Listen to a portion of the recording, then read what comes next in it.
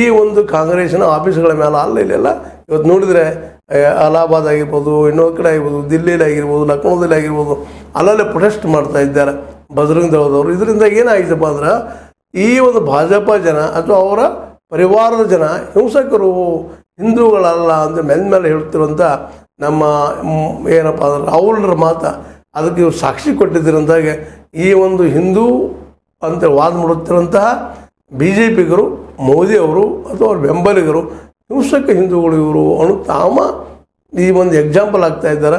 ಇದು ಸಹಿತ ಇವತ್ತು ಭಾಳ ಚರ್ಚಾ ವಿಷಯ ಆಗಲಿರ್ತದೆ ನಾಡಿನ ತುಂಬ ಅಥವಾ ದೇಶ ತುಂಬ. ಅದಕ್ಕಾಗಿ ಈ ಹಿಂದೂ ಮುಸ್ಲಿಂ ಆಗಿರ್ಬೋದು, ಮತ್ತೊಂದಾಗಿರ್ಬೋದು, ಮತ್ತು ಇನ್ನೊಂದು ಮಾತು ಭಾಳ ಚಂದ ಹೇಳಿದರು ರಾಹುಲ್ ಗಾಂಧಿಯವರು. ನಾವು ಕೇವಲ ಹಿಂದೂಗಳನ್ನು RSSಗಾಯಿತು ಅಥವಾ BJPಗಾಯ್ತು, ಮೋದಿಯವರಿಗಾಯ್ತು ಅವರಷ್ಟೇ ಹಿಂದೂಗಳು ಅನ್ನುವಂಥ ಮಾತಲ್ಲ. ಹಿಂದೂಗಳು ಅಹಿಂಸಾವಾದಿಗಳು, ಅಹಿಂಸೆಯಲ್ಲಿ ನಂಬಿಕೆ ಇಟ್ಟಂಥವ್ರು ಅನ್ನೋಂಥ ಮಾತನ್ನ ಹೇಳ್ತಾ ಇದ್ದೀವಿ. ಅವರು ನಿಜವಾದ ಹಿಂದೂಗಳು ಅಂತೇಳಿ. ಅದಕ್ಕೆ ನಮ್ಮ ಶಂಕರಾಚಾರ್ಯವರು 4 ಪೀಠಗಳಿದ್ದಾವೆ, ನಿಮಗೆ ಗೊತ್ತ ಶಂಕರಾಚಾರ್ಯ ಪೀಠಗಳು.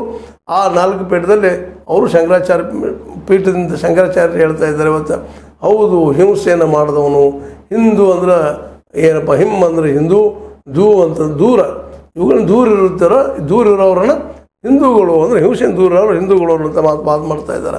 ಹೀಗಾಗಿ ಇವತ್ತು ಶಂಕರಾಚಾರ್ಯರು ಸಹಿತ ಈ ನಮ್ಮ ರಾಹುಲ್ ಗಾಂಧಿಯವರಿಗೆ ಬೆಂಬಲ ನಿಂತಿದ್ದರಿಂದಾಗೆ ಇವತ್ತು ನಮ್ಮ BJPಗೆ ಅಥವಾ ನಮ್ಮ ಮೋದಿಯವರಿಗೆ ಇವೆಲ್ಲ ನಿಧಾನಕ್ಕೆ ಒಂದೊಂದಾಗಿ ಕಂಟಕಗಳಾಗಿ ಪರಿವರ್ತನೆ ಆಗ್ತಾ ಇದ್ದಾವಂತ.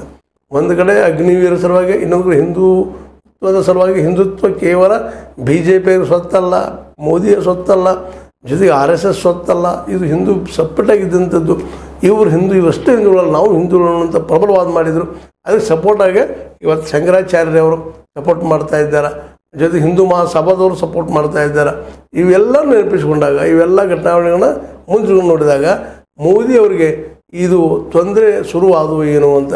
ಇನ್ನೊಂದು ಕಡೆ ಹಿಂದೂ ಮಹಾಸಭಾದಿಂದಂತೆ ಒಬ್ಬರು ಮಹನೀಯರಿದ್ದಂಥವ್ರು ಹೇಳ್ತಾ ಏನು ಹೇಳಿದ್ರಪ್ಪ ಅಂದ್ರೆ, ಈ ರಾಮ ಮಂದಿರವನ್ನು ಮೂರ್ತಿ ಇಲ್ಲದ ಕಟ್ಟಿದ್ದು ತಮಗೆ ಬೇಕಾದ ಸಮಯದಲ್ಲಿ ಮಾಡಿದ್ರಿಂದಾಗಿನ ಇವೆಲ್ಲ ಇವತ್ತು ಮೋದಿಯವ್ರಿಗೆ ಕಂಟಕಪ್ರಾಯ ಆಗ್ತಾ ಇದ್ದಾವನ್ನಂತ ಒಂದೇನೋ ಮಾತನ್ನು ಮಾತಾಡಿದರು.